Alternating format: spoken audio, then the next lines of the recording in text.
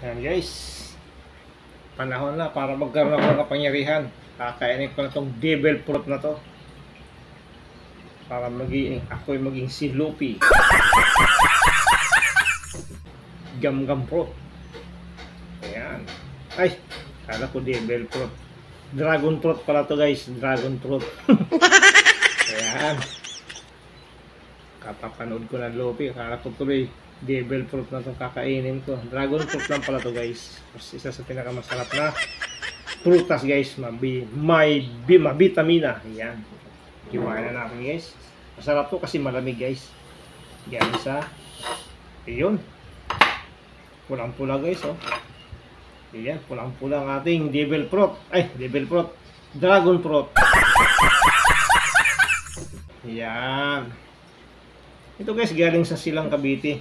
Bigay ng aking hipag. Yan. Din kay Ate Badet. Yan. Sarap guys. Sarap ito.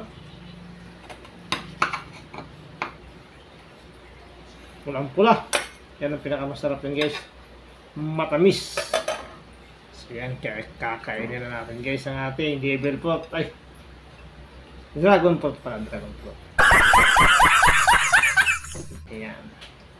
Ayan guys, ang ating dragon fruit guys. Napakasarap nito guys. Ayan. Kakainin na natin to.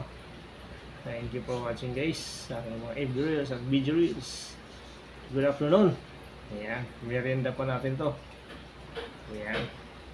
Shoutout sa aking FB reels dyan.